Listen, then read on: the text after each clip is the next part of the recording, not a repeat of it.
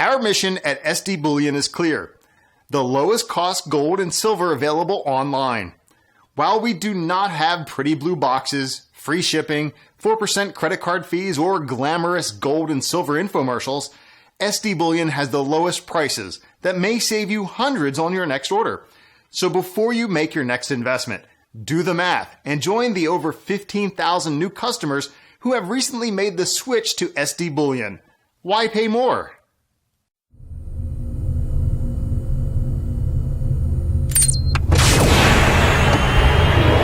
This is the Doc with the SD Weekly Metals and Markets Wrap. Joining us today once again is our good friend from the other side of the pond, James Turk, founder of Gold Money and the co-author of The Money Bubble, What to Do Before It Pops. James, it's great to have you back on the show. Yeah, hi, John. It's great to speak with you. Well, it's perfect timing to have you back on the show, James. We finally have some action to the upside in the gold and silver markets here over the last week or two. And it seems, kind of looking back a little bit, that the excitement began about, at least in silver anyways, about a week ago with the London fix coming in about 85 cents below the prevailing futures trading at the time. Here we are this first week of February. Gold and silver been trading strongly. Somewhat apprehensive I am ahead of tomorrow's payroll report.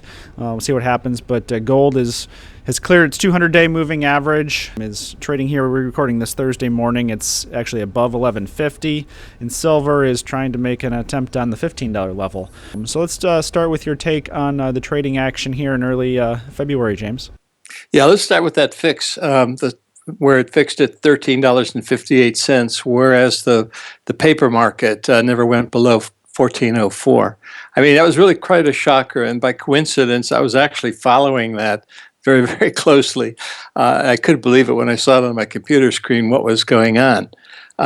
It is an outlier, but it is a wake-up call. I think it's showing that there are first of all, it's showing that there are two different markets out there, the paper market and the physical market. But in this case, it's also showing something important. What a lot of people don't realize is they look at COMEX options and they think when the COMEX options go off the board, that's it for the month. But the reality is that the over-the-counter markets that trade here in London continue to expire after the COMEX. And on that particular Thursday, there were over-the-counter silver options expiring based on the fixed price. Now, it doesn't necessarily trade through the LBMA because when you're dealing in options, it's not necessarily a physical metal trade, so it doesn't necessarily deal through the LBMA clearing system of metal, but it is used as a reference price. So what it basically meant is that everybody who had an over-the-counter market silver option expiring on that day, priced at $13.60 or above, got wiped out in 1 minute.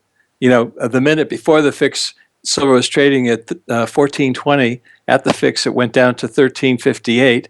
All of the silver options above, over-the-counter silver options above $13.58, basically $13.60 and above, expired worthless. 1 minute later, the silver was back at $14.20 again. So it was an obvious manipulation. And at the time, I said to some friends, there are going to be lawsuits over this one unless the bank who ripped off the customer quietly settles out of the public eye. We now know that who the person got ripped off was the big Polish miner, one of the biggest silver miners in the world. Apparently, they wanted to get some clarity from the LBMA. They didn't say they were the trade, but it seems quite clear that they had some position on that fix where they were selling physical metal into the fix. Now, James, are you surprised that the CME didn't void the trade? Yeah, one would think that they would void the trade, but what the CME, if they voided the trade, they would say that this new system that they put into place isn't working anymore, and they don't want to admit to that. But it's quite clear that this system isn't working. Under the old system, the banks that were participating in the fix had the responsibility for maintaining an orderly market during the fix. And consequently, they would buy and sell for their own account in order to keep the physical market pretty much in line with the paper market. that changed when the CME and Thomson Reuters took over the fix. The responsibility now lies with the CME and with Thomson Reuters. So the banks, are free to game the system as much as they want because it's no longer their responsibility to maintain an orderly market. So what the LBMA and everybody did is they've taken a huge step backwards in terms of creating a system that is inherently extremely volatile because there is no responsibility by anybody to maintain an orderly market. The CME and the Thomson Reuters don't trade for their own account like the banks used to do. I want to get your thoughts here, James. I mean, since that time, 7 days ago, both gold and silver have rallied strongly. Do you think there's any sort of correlation with that obviously manipulative fix, or is it simply coincidence in everything we've been seeing with currencies and NERP and the dollar index over the past 7 days? I think it's just another piece of evidence that somebody wanted to get out of an option position and they thought they could get away with it. So they manipulated the fix lower and then brought the fix right back up. In other words, they moved physical metal during the fixing price that was nowhere close to where the paper market was trading at that moment in time. But what we've been seeing, for quite some time, John, actually, is this divorce or splitting between the physical market for silver, physical market for gold, and the paper market for silver and the paper market for gold. And as the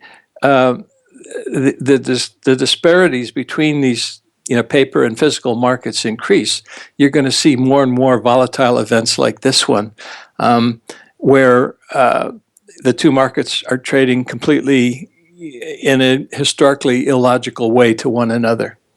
And piggybacking on that a little bit here, James, first gold, but now in the past week, silver has been rapidly vanishing off of the dealer inventories on the COMEX. The silver is now down, I think, to levels last seen in 2011. So we have basically a 5-year inventory build in silver ounces has been depleted in just a few short months here. What's your take on the state of the physical market? My perspective is we're not currently seeing the type of shortages we saw in Q3 when we had absolutely record investment silver demand, but we're getting a lot of anecdotal evidence that the wholesale market is actually tightening up early this time. I'm hearing a lot from the big mints and wholesale dealers here in the U.S. that 1,000-ounce bars are becoming scarce. What are you hearing, and what's your take on that? Yeah, I'm basically, hearing the same thing that you are, but I'd like to first look at what happened to gold and then lead into silver from that, because the way I see silver is I see it as a gold substitute. In other words, 78 ounces of silver today does the same thing for you as 1 ounce of gold does. It gives you money outside the banking system. And what happened, because in Asia, the demand for gold is primary or greater than the demand for silver, you are seeing physical metal moving from west to east. This has been going on for quite some time. And the refiners in Switzerland particularly continue to get orders for kilobars from China and other places in Asia. So they have to get the physical metal from somewhere, and the amount of demand that they're getting from Asia is greater than mine supply. So it has to come from existing above ground stocks if the demand is going to be met at current prices. So what the Swiss refiners did is they saw all of the gold in the COMEX and basically took as much out of the COMEX inventories as they could in order to meet the Asian demand. They took the 100-ounce bars, and to the extent that there are kilo bars there, refined them down, turn them into kilobars, and send them over to Asia until basically what you have left in the COMEX is essentially nothing in terms of the registered stocks. They still have some eligible stocks behind it, but as far as we know, those eligible stocks may be strong hands, and anybody who owns eligible stocks may not be thinking about parting with those eligible stocks unless they get a much higher silver price.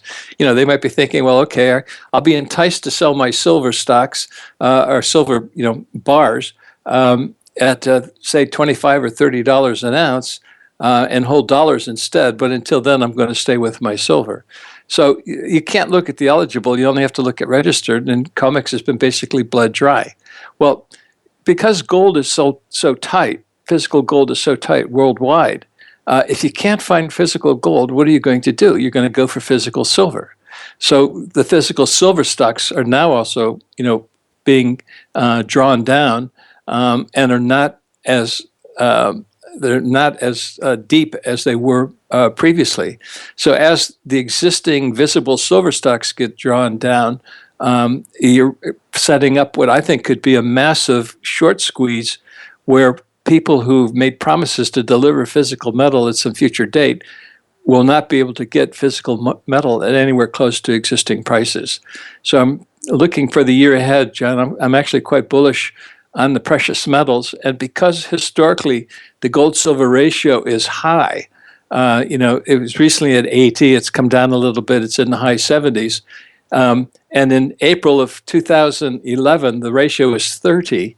I would expect over the course of the next couple of years, you're going to see that ratio move from the high 70s down to into the 30s, if not lower, which basically means that silver is ready to start outperforming gold, which is something we haven't seen since the last bull market ended in 2011. Exactly. For listeners who might be new to the markets or might not be totally following what we're explaining, if you could walk the listeners through the process of what we've been describing with the inventory and availability issue on the COMEX, of how that can result in a massive short squeeze. The basic economic principles of how that's going to happen. I mean, it seems pretty straightforward to yourself or myself, but maybe for new listeners or new investors in the market, explain, I guess, the economics of what happens when there's no availability. Yeah, there are a lot of, first of all, there's a difference between paper gold and physical gold, and paper silver and physical silver. A lot of people have sold paper silver thinking that they're going to be able to buy it back. A lot of it is speculators.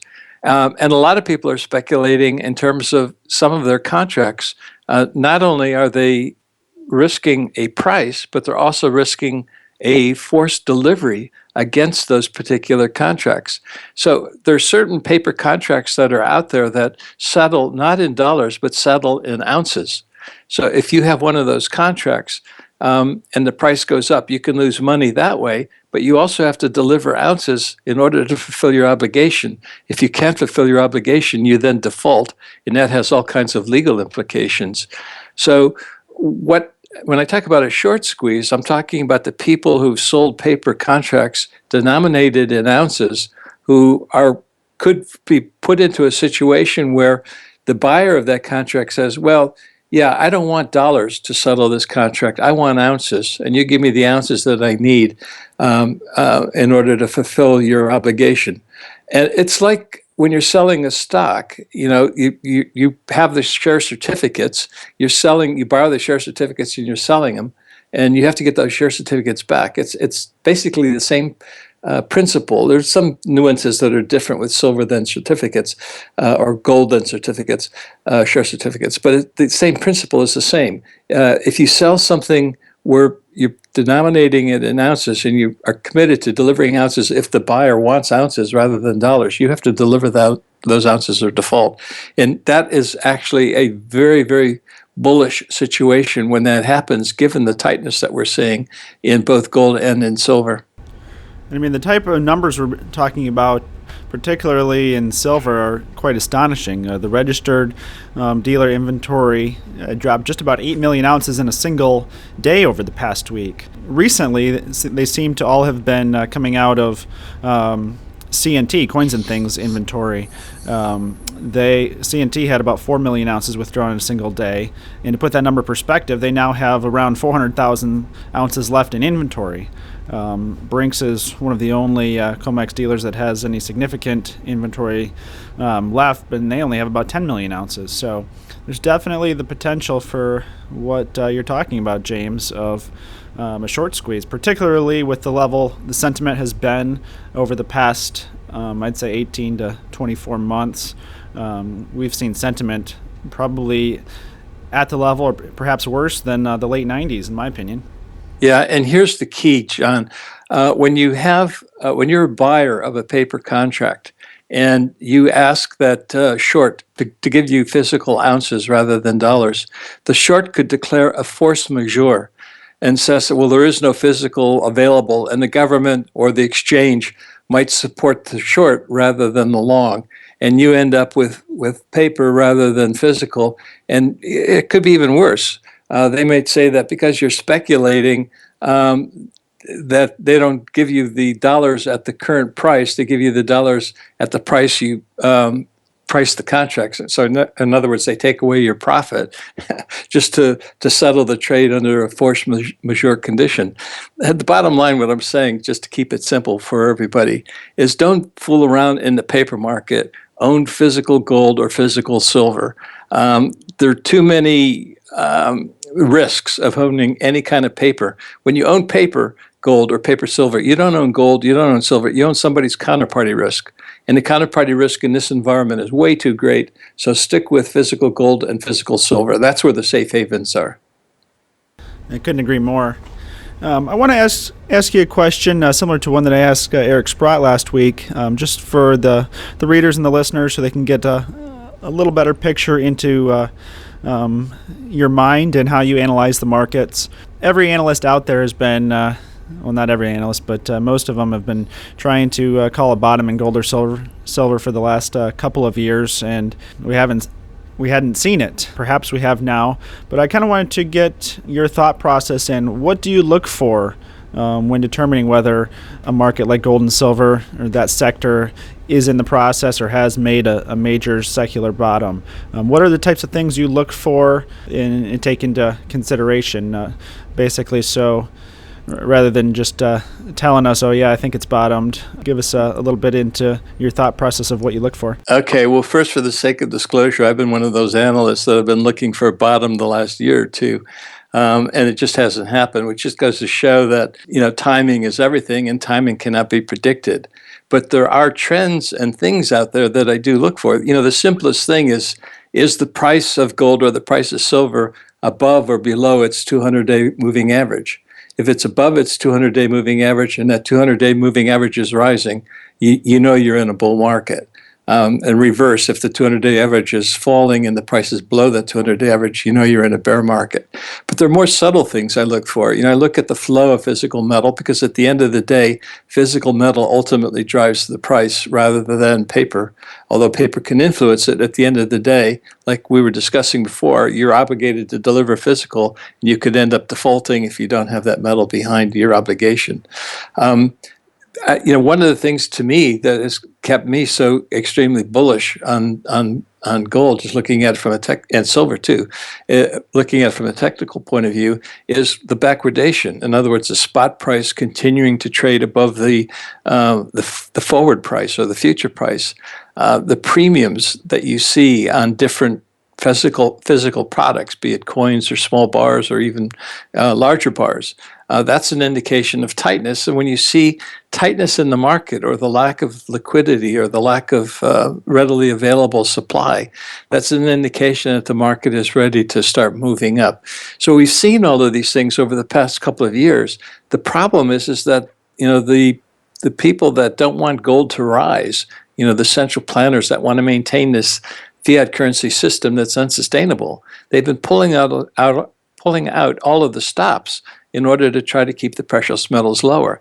And for example, you're seeing gold for the past couple of years flowing out of the Federal Reserve, coming over here to Europe and being put into the market by various central banks to try to supply physical metal to the market over and above what's being supplied by new mine production.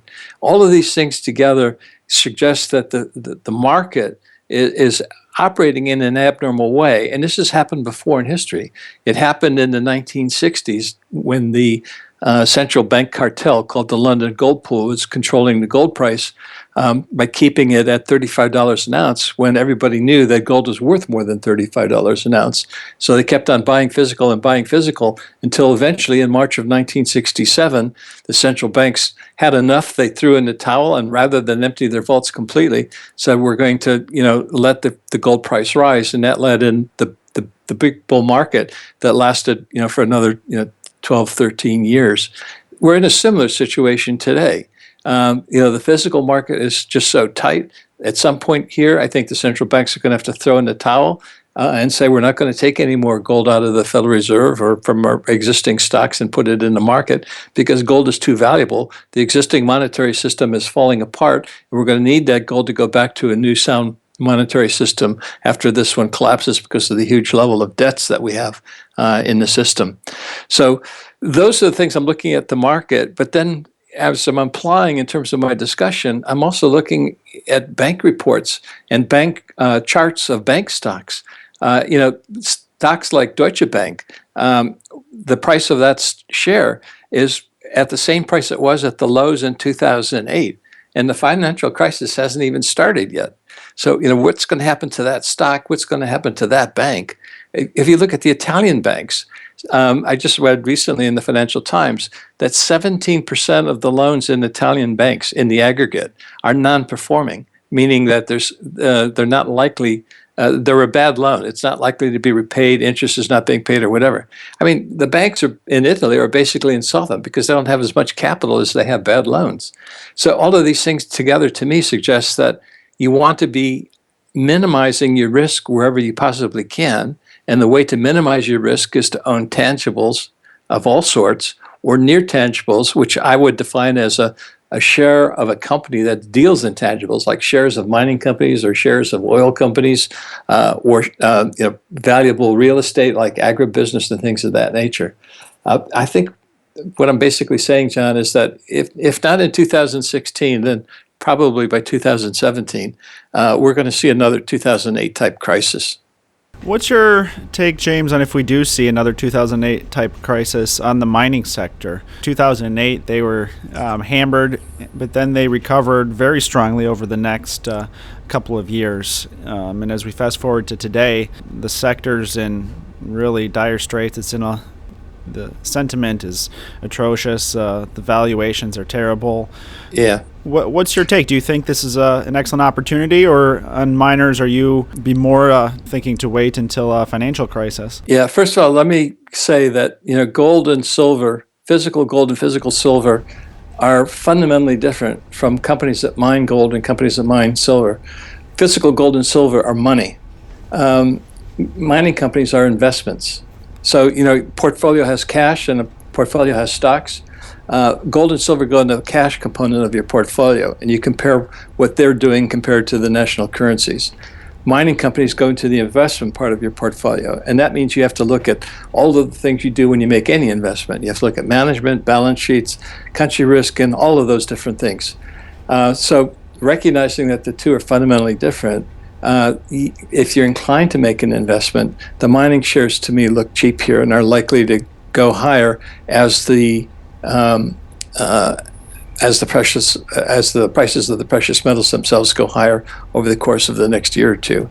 But there are a lot of risks that you find in your investments in mining companies that you don't have with your purchases of physical gold or physical silver. We always appreciate having you on the show, and if you could let listeners know where they can find your book. I assume it's available on Amazon? Yeah, it is available on Amazon. It's called The Money Bubble, What to Do Before Pops. It's written by myself with John Rubino, my good friend. There's a lot of useful information in there. It goes into detail on some of the things I've just covered, just touched the surface on in our conversation, but I think people will find it to be very useful. All right, so we'll wrap up this week's show there. James, always a pleasure to have you on the show. Thanks, John. Good talking to you. All right, for the Doc and James Turk, thanks for tuning into this week's SD Weekly Metals and Markets.